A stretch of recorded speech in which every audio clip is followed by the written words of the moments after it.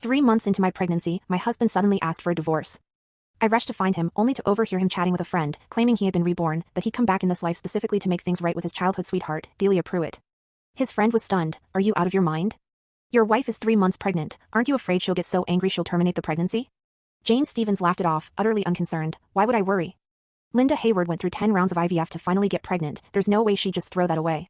Besides, he continued, if she divorces me, she can go back to her parents, but Delia has no family. After divorcing that deadbeat, she's been raising her kid all alone. Do you know how hard that is? I've got it all figured out. Once Delia's child turns 10, I'll go back to Linda. It's only 5 years, no big deal. I stood frozen outside the door, numb to my core. My fingers moved on their own, dialing a number. Hello, I'd like to schedule an abortion, as soon as possible. Later, James deliberately arranged for us to finalize our divorce on the same day he and Delia would register their marriage. But this time, things were different. That day, the man who had always been so aloof, so coldly composed, looked like he'd lost his mind, his eyes locked onto my flat stomach, his voice cracking with something close to hysteria. Where's my child? Where's our child? You promised me you wanted to have a baby with me. Linda, are you sure you want to go through with this? After everything you went through for this baby. My mother's voice broke over the phone, and guilt twisted in my chest.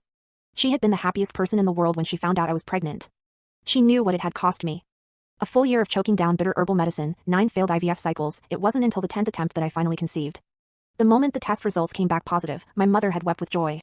She believed that with a child, James and I would finally settle into a real marriage, that he would step up, become a responsible husband, learn to put family first. But today, I realized how terribly wrong we had both been. The phone rang, sharp and insistent. I answered mechanically. James's voice cut through, cold and harsh. Linda, how much longer are you going to drag this out? Even if I can't divorce you while you're pregnant, the moment that baby is born, I'm filing immediately. And let's be real, raising a child costs money. You've done nothing but sit at home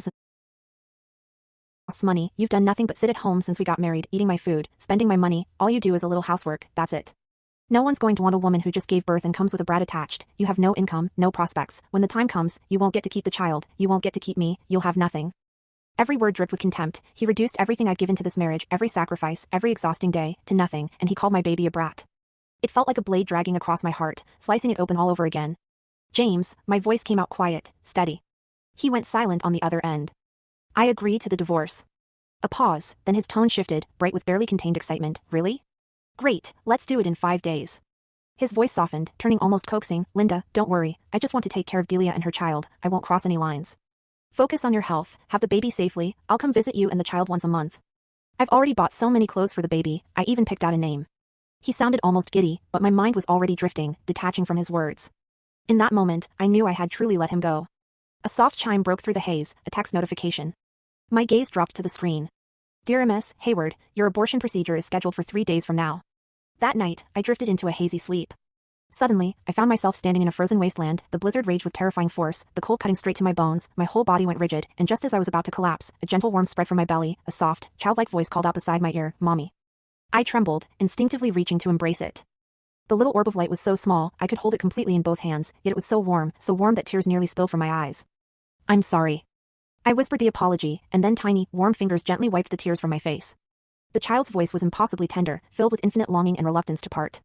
I tried to grasp those little fingers, but the child's form grew fainter and fainter. No. In that moment, my heart felt like it was being carved out. I desperately tried to hold on. Baby! I jolted awake from the nightmare, a dull ache throbbed in my lower belly, but before I could gather my thoughts, a gentle male voice reached me. Nightmare? James sat at the edge of my bed, his face full of concern. Why are you here? He smiled helplessly. This is our home, why wouldn't I be? Linda, you. Before he could finish, a child's shrill cry cut him off. The next second, the door slammed open and a 5-year-old boy charged in like a cannonball. Daddy. It was Delia's son, Charlie Abbott.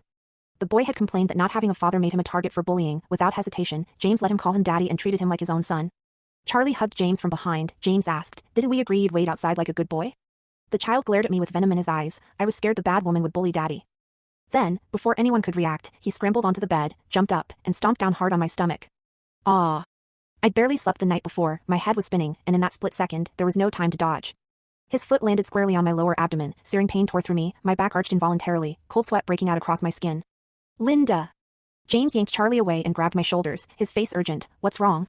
I couldn't speak through the pain, black spots swam across my vision, my belly felt like it was being twisted apart. I tried to call for help, but a woman's shrill voice drowned me out. Charlie! James!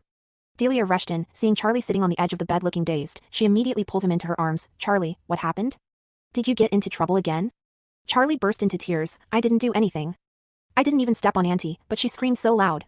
James's hands on me went still. Delia's eyes instantly reddened. James, maybe we should just forget about what we discussed before. Charlie and I are all alone in this world, we just can't compete. Her voice cracked, her expression was pure devastation, as if she'd suffered 1,000 injustices. She didn't finish, but James understood her meaning immediately. Don't talk nonsense, he said firmly. I told you I'd take care of you both, I won't go back on my word. His cold gaze fell on me. Linda, are you really so desperate to keep me that you'd frame a child? His grip tightened around my wrist, so hard I heard my bones creak, but the worst pain was in my belly. The little life connected to my blood was slipping away. I thought of last night's dream. Instinctively, I clutched at James's sleeve, my voice weak and trembling. Help me, my stomach hurt so much. But James's face remained cold. Stop pretending. In my past life, you gave birth to our son just fine. Nothing's going to happen this time either. The pain was so intense I couldn't form words. Perhaps my expression was too agonized to ignore. James seemed half convinced and moved to help me up. But Delia grabbed his arm. James, let me take a look. I've been through childbirth before. I have experience. She pushed Charlie into James's arms. He seemed about to say something, but the boy's whimpering cut him off. James cradled the child carefully, patting his back as he drifted toward the window, murmuring soft reassurances. Delia approached me and slowly pulled back the covers. Her eyes widened in what looked like surprise. Bright red blood was seeping from between my legs, soaking through my nightgown. She smiled. Oh my, there's nothing wrong at all. Linda, you're being so dramatic. James's expression turned icy. Linda, I knew you were faking it. Delia gave him a coy smile. Wives are meant to be pampered, aren't they? If she's this delicate, you'll just have to spoil her a little more.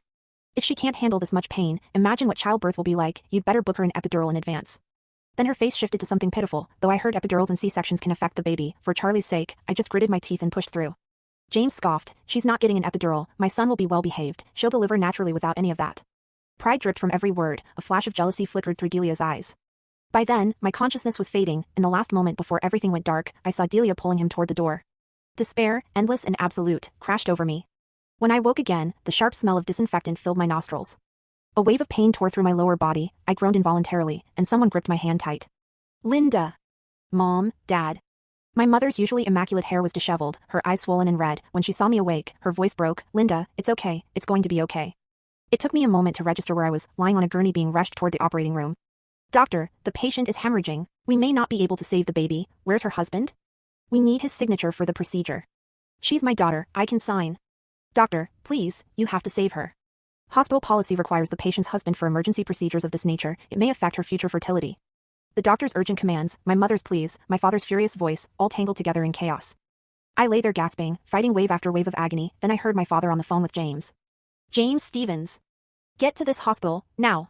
The voice on the other end sounded surprised. Dad? Is Linda throwing another fit about going to the hospital? Ever since she got pregnant, she's been paranoid, always convinced something's wrong with the baby. It's just pregnancy. A friend of mine was unclogging toilets, changing light bulbs, and hauling packages when she was months along. Linda is just too delicate. Each word was an accusation. My father's rage finally boiled over. His voice came out through gritted teeth. If you don't get here right now, the Hayward family will never let this go. James had built his company himself, but many of his connections had come through my father. There was a hesitation on the other end of the line. But just then, a woman's startled cry came from the other end of the line. Oh no! James, Charlie just threw up. Let me see. James's voice turned urgent, then hurried. Dad, you really need to stop spoiling Linda so much. Something's come up here. I have to go. I'll talk to her properly tonight. Click. The dial tone echoed through the corridor. After a long moment, my father ground out through clenched teeth. Proceed with the surgery. Her husband is dead to me. Any problems, I'll take responsibility. I'll sign whatever needs signing.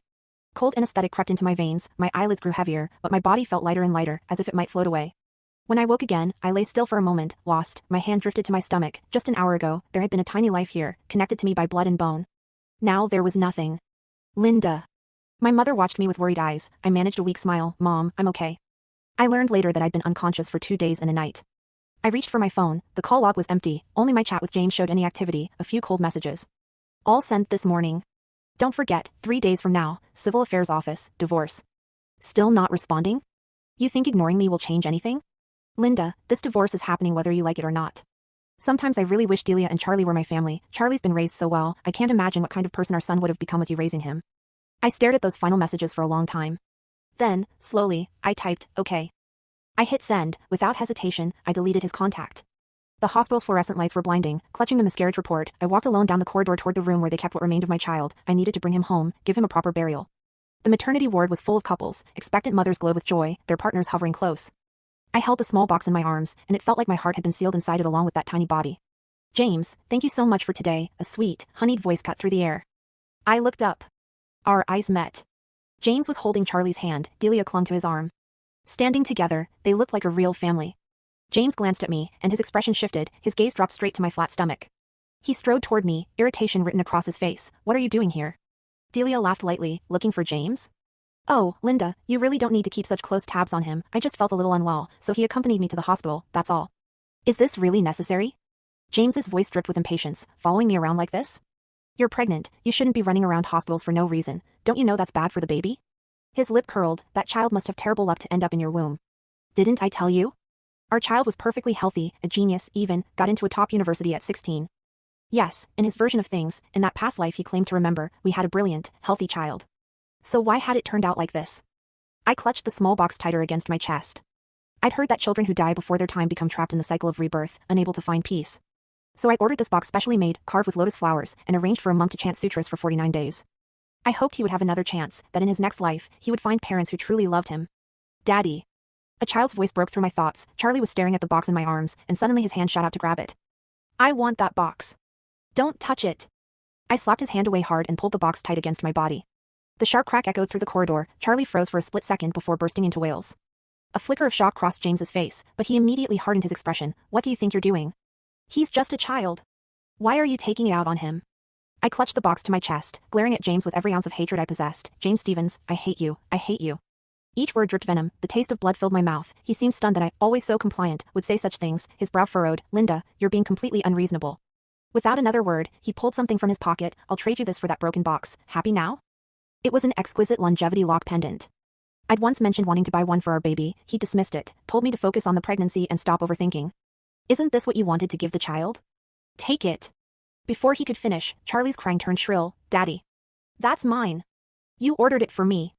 Embarrassment flickered across James's face, quickly masked. I'll get you something even better later. No. You can't give away my things. Charlie charged at me, shoving me with all his strength. Caught off guard, I crashed to the floor, the box flew from my hands. Give it back. My pupils contracted, despair clawed at my throat as I watched Charlie snatch the box and sprint to the end of the corridor. With one vicious motion, he hurled it down the garbage disposal chute. I lunged after it like a woman possessed, but James seized me, his grip iron tight. Enough. It's just a box. Were you going to hit Charlie? That piece of trash belongs in the garbage. Now apologize to Charlie and Delia. The commotion drew hospital staff. My attending physician rushed over. James latched onto this like a weapon. Your doctor's here. Do you really want to keep embarrassing yourself? Linda, I'm telling you now, I will never accompany you to another prenatal checkup. And once you give birth, that child is mine. You'll never see him again. The doctor went still, the words slipped out before she could stop them. Prenatal checkup? But Ms. Hayward already miscarried. The word hung in the sterile hospital air, suspended like a guillotine. Miscarried? James's voice was barely a whisper, the irritation completely wiped from his face, replaced by a slack-jawed stupidity. He looked from the doctor to me, then down to his hands, as if trying to piece together a puzzle that had suddenly caught fire. What do you mean, miscarried? He demanded, his voice rising, regaining that familiar edge of arrogant authority. She's 3 months pregnant. My son is perfectly healthy. What kind of quack are you? The doctor, a seasoned woman with graying hair and dark circles under her eyes, didn't flinch. Her gaze shifted from James to the screaming Charlie, and then settled back on James with absolute, freezing contempt. Your wife was brought into the emergency room 2 days ago with severe placental abruption and massive hemorrhaging. We called you, the doctor said, her voice dropping to a dangerously quiet register. We needed your signature to perform an emergency DNC to save her life. You hung up on her father. You said you had something come up. The color drained from James's face, leaving him a sickening, ashen gray. His eyes slowly, mechanically, drifted toward Charlie. The boy was still wailing about his toy, tugging at Delia's skirt. Charlie jumped up and stomped down hard on my stomach. I could see the exact moment the memory played back in James's mind. His chest heaved. He took a stumbling step backward. No, that's impossible. In my past life my son was born safely. He was 16, he was muttering now, the delusion of his rebirth cracking against the concrete wall of reality. I didn't care about his realization. I didn't care about the horror dawning in his eyes. I pushed myself off the floor, the cold linoleum bit into my bare knees, but I felt nothing. My body was a hollowed-out shell, running purely on adrenaline and a terrifying, razor-sharp clarity. Where does that chute lead? I asked the doctor, my voice unrecognizable, raspy, dead. Miss Hayward, you shouldn't be out of bed. Where does it lead? The basement incinerator room, she said softly, level B2, but the maintenance staff. I didn't wait for her to finish. I turned and walked toward the elevators. Linda! James lunged forward, grabbing my arm, his hand was trembling. Linda, wait, our baby. I didn't scream, I didn't cry, I simply turned my head and looked at the hand gripping my arm, then up to his face. Take your hand off me, I said. It wasn't a threat, it was a statement of absolute finality. He recoiled as if I had burned him. I stepped into the elevator. As the doors began to close, I saw Delia rushing to James, her face a mask of manufactured panic, pulling Charlie against her. James, she's just being dramatic. The doctors make mistakes. Let's just go. The steel doors shut, cutting off her shrill voice. The basement smelled of bleach, damp concrete, and rotting organic waste. I found the maintenance worker near a row of massive industrial bins. When I told him what had happened, his face softened with pity. He stopped the compactor and helped me drag the heavy plastic bags out. For 20 minutes, I dug through bloody gauze, discarded food, and medical waste. My hospital gown was stained with coffee grounds and God knows what else. My fingernails were cracked and black with filth. And then, I found it. The small, lotus-carved wooden box. It had popped open upon impact, but the inner silk pouch was still securely tied. I fell to my knees on the dirty concrete, clutching the box to my chest. The warmth I had felt in my dream the night before, that tiny, fleeting ball of light, seemed to pulse faintly against my breastbone one last time before fading into the cold basement air. "I've got you," I whispered into the darkness. "Mommy's got you, we're going home." 3 days later, I stood outside the civil affairs office. The sky was an unforgiving, cloudless blue. The winter wind whipped my coat around my legs, but I felt warm. For the first time in years, I felt like the air in my lungs belonged entirely to me. James arrived 10 minutes late. He looked horrendous. He wore the same suit from 2 days ago, heavily wrinkled, his eyes were bloodshot, and he had a dark shadow of stubble across his jaw. He didn't look like the confident, aloof CEO who had coldly dictated the terms of our marriage. He looked like a man waking up from a bender to find his house had burned down. Delia was with him, standing half a step behind, wearing a pristine white wool coat. She looked radiant, practically vibrating with suppressed excitement. When James saw me, he flinched. He took a step forward, leaving Delia behind. "Linda," his voice cracked. He looked at my flat stomach, then up at my face. "You actually went through with it. You're really divorcing me." "That was the agreement," I said evenly, pulling the paperwork from my bag. "Sign here, and we can go inside to finalize the stamp." He didn't take the pen. He stared at me, his eyes wide and frantic. "I didn't know, Linda, I swear to God, I didn't know the baby was gone. When he jumped on the bed, I thought you were just exaggerating, because in my past life, you were always so resilient, you never complained, you gave birth to a genius, I just thought." "You thought you were a god," I interrupted, my voice devoid of anger, which seemed to terrify him more than if I had screamed. "You thought the universe revolved around your memories. You thought you could throw away the mother of your child, humiliate her, discard her, and still claim the reward of the child she built with her own blood and bone." "Linda, please," he reached for my hand. I stepped back. "Sign the papers, James." "No," he shook his head, panic setting in. "No, we can fix this. I know things. I know the future. We can build another company. We can do IVF again. I'll fire Delia. I'll send her away." "James." Delia gasped from behind him, her face twisting in shock. "What are you saying? You promised me. You said you came back for me." James didn't even look at her. "Linda, I only felt guilty about Delia because of how her life ended before. It was just guilt. You're my wife. You're the mother of my son. We are supposed to be together." I looked at this man, the man I had choked down bitter herbs for, the man I had endured countless needles and brutal hormone injections for. He wasn't a tragic romantic hero righting the wrongs of a past life. He was just a coward, a selfish, greedy coward who wanted the loyalty of a good wife and the thrill of a tragic mistress, all neatly arranged for his convenience. "Your son is dead, James," I said softly, "and he died because you let another man's child stomp him to death while you watched. He died because when I was bleeding out, you were busy coddling the boy who killed him." James let out a strangled, breathless sound. He doubled over slightly, clutching his stomach as if I had driven a knife into his ribs. "You don't get to have a future with me," I said, sliding the pen onto the clipboard and holding it out. "Sign the papers, or my father's lawyers will freeze your company's assets by noon, and we will drag this out until you are entirely bankrupt." He looked at my eyes and saw nothing but a graveyard. With trembling hands, he took the pen and scrawled his name. 30 minutes later, I walked out with my divorce certificate. I didn't look back. I didn't need to. I knew Delia was already dragging him toward the marriage registration window, her claws sunk deep into his arm, terrified he would slip away. Let her have him. They deserved each other. The first month after the divorce was spent in absolute quiet. My parents brought me back to our family estate. My mother cooked me restorative soups, crying silently as she watched me eat. My father, normally a boisterous, jovial man, aged 10 years, he spent hours in his study, making quiet phone calls. I didn't ask what he was doing. I knew. James had built Stevens Logistics from the ground up, a fact he loved to flaunt. He prided himself on being a self-made man, but he conveniently forgot that the initial seed capital came from my father. He forgot that his 3 largest contracts were awarded to him because the clients were my father's old golf buddies. He forgot that the massive warehouse facility his entire operation relied on was leased from my uncle at a fraction of the market rate. By week 3, the lease on the warehouse was abruptly terminated. By week 4, 2 of his major clients pulled their contracts, citing restructuring. By the end of the second month, I was fully healed. I threw away my oversized maternity clothes, I cut my hair into a sharp, sleek bob, I put on a tailored suit and walked into Hayward Enterprises, taking the office right next to my father's. It was time to get to work. Meanwhile, James's life was unraveling at a spectacular speed. It started with small things, rumors leaking through our mutual social circles. Delia had immediately moved into the penthouse we once shared. She had completely redecorated, burning through James's cash to erase any trace of me. She enrolled Charlie in the most elite international private school in the city. But Delia, having lived in poverty and resentment for years, didn't know how to handle wealth. She treated James's money like a bottomless well. She threw lavish parties to show off her new status, alienating James's actual business partners with her tacky, grasping behavior. And then there was Charlie. 3 months after the divorce, Charlie was expelled. I heard about it from a friend whose daughter attended the same school. Charlie had thrown a fit because another boy had a limited edition toy. When the boy refused to hand it over, Charlie pushed him down a flight of stairs, breaking the child's collarbone. The parents of the injured boy were not people you messed with. They threatened to sue James into oblivion. James, already bleeding money from my father's silent embargo, had to pay a massive out-of-court settlement to keep it quiet. I could only imagine the screaming matches in that penthouse. But the real fatal blow to James came from his own arrogance, his absolute, blind faith in his past life. Because he believed he knew the future, James aggressively leveraged his company to invest in a tech startup he remembered becoming a unicorn in his previous timeline. He sank millions into it, taking out high-interest loans to cover the capital. What James failed to realize was how the butterfly effect worked. In his past life, he only met the founder of that startup at a charity gala my father had dragged us to. In his past life, I had stayed up for 3 nights reading the startup's prospectus, pointing out a fatal flaw in their management structure, forcing James to demand a seat on the board before investing, which ultimately saved the company. This time, I wasn't there. James just threw the money blindly at them. 6 months later, the startup CEO absconded with the funds, fleeing the country. The company filed for bankruptcy. James lost everything. It was late November, almost exactly a year since the miscarriage, when I saw him again. I was attending the annual Chamber of Commerce gala. I wore a backless emerald green gown, holding a glass of champagne, flanked by 3 industry executives who were actively trying to court Hayward Enterprises for a joint venture. I was laughing at a joke one of them made when the crowd parted slightly. James stood near the entrance. I almost didn't recognize him. The man who had once been so fastidious about his appearance now looked gaunt. His suit hung off his frame, slightly shiny at the elbows. His hair was thinning, threaded with coarse gray, and his eyes had the frantic, sunken look of a cornered animal. He wasn't invited. He had clearly sneaked in. His eyes locked onto me, and for a second, a flash of pure, unadulterated longing crossed his face. He started toward me, ignoring the murmurs of the security guards trying to intercept him. Linda. The executives beside me stopped laughing, stepping slightly in front of me in a protective stance. Mr. Stevens, one of them said coldly, I don't think you're on the guest list. I need to speak to my wife, James rasped, his eyes completely fixed on my face. Ex-wife, I corrected smoothly, handing my champagne glass to a passing waiter. I placed a hand on the arm of the executive beside me. It's fine, gentlemen, give us a moment. They stepped back, though they kept a watchful eye on him. James stepped closer, and the smell of cheap scotch hit me. He looked at my dress, my hair, the relaxed, powerful posture of my body. You look beautiful, he whispered, his voice trembling. You look exactly like you did in the old days, before I spent a year destroying my body to give you a child you didn't want. I offered with a cool, polite smile. He flinched. Linda, everything is falling apart. The investments, they didn't work. The timeline is broken. Nothing is happening the way it's supposed to.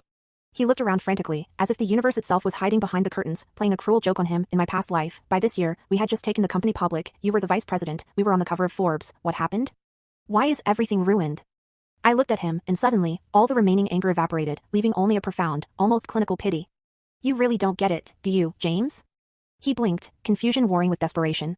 You thought your success was a fixed point in time. You thought you were the genius. I took a step closer, my voice dropping to a whisper meant only for him. Who do you think vetted your contracts? Who do you think smoothed over the insults you carelessly threw at your partners? Who sat up until 3 a.m., rewriting your business proposals because you didn't understand the market dynamics? His breath hitched, his eyes widened as the realization began to crack through his delusions. You weren't reborn to be a god, James. You were reborn to find out exactly what you were without me. I smiled, cold and sharp. You were nothing, just an arrogant, mediocre man who got lucky because a woman loved him enough to build him an empire. No, he whispered, shaking his head. No, Linda, please, I know I was wrong. I was blinded by guilt over Delia, but I see it now. I see what she really is. She's bleeding me dry, and Charlie is a monster. He hates me. He screams at me every day. He's not my son. He's nothing like the boy we had. Tears began to spill over his sunken cheeks. He reached out, trying to grab my hand, but I stepped out of reach. Linda, take me back, please. I'll get rid of them. I'll divorce Delia tomorrow. I have the memories. I still know things about the future. We can rebuild. We can have our genius son again. I know we can. The mention of my child, the child he discarded, the child whose ashes I had buried alone while he played house with his murderer, ignited a sudden, icy fire in my chest. Our son is dead, I said, my voice ringing out clearly in the quiet space that had formed around us, and he is never coming back. You traded him for a woman who views you as an ATM and a child who will drain the very life out of you. I'll leave them, he begged, his voice breaking into a sob, dropping to his knees right there on the gala floor. People were openly staring now, whispers rippled through the ballroom. I'll abandon them. Just let me come home. I looked down at the pathetic creature groveling at my feet.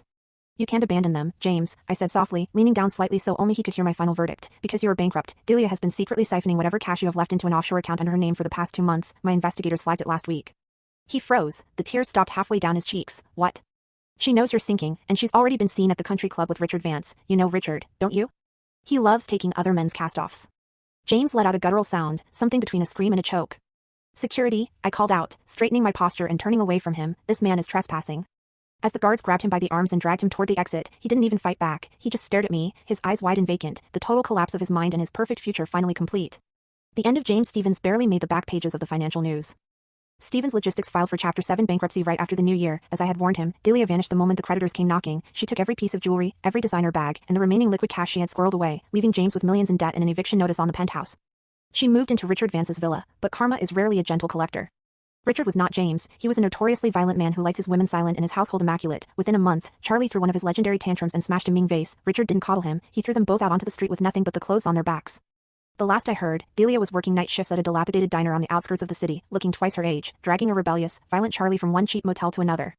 As for James, it was the anniversary of the day I lost my baby. The city was blanketed in a heavy, blinding snowstorm. I had driven out to the temple on the mountain. The monk had finished the year-long chanting for my child's spirit. I placed a fresh bouquet of white lilies next to the beautiful new lotus urn we had enshrined there. I closed my eyes, pressing my hands together. You are free now, little one, I thought into the quiet sanctuary. Don't look back. Find a home full of light in your next life. For the first time, when I closed my eyes, I didn't see the frozen wasteland from my nightmares, I didn't feel the paralyzing cold, I just felt a gentle, receding warmth, like a soft kiss against my cheek, and then, total peace. When I stepped out of the temple, the snow was falling heavily, painting the world in pristine, untouched white. My driver opened the door to the car, and I slid into the warm interior. As we drove down the winding mountain road, we passed a figure trudging through the snow on the shoulder of the highway.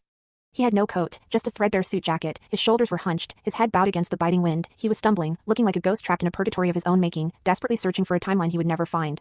Miss Hayward, my driver asked, glancing in the rearview mirror, should I slow down? Looks like someone is stranded. I looked out the tinted window, I watched James Stevens fade into the swirling blizzard, becoming nothing more than a dark speck, and then, disappearing completely. I settled back against the leather seat and pulled my scarf a little tighter. No, I said, looking straight ahead at the road opening up before me, keep driving, we're going home.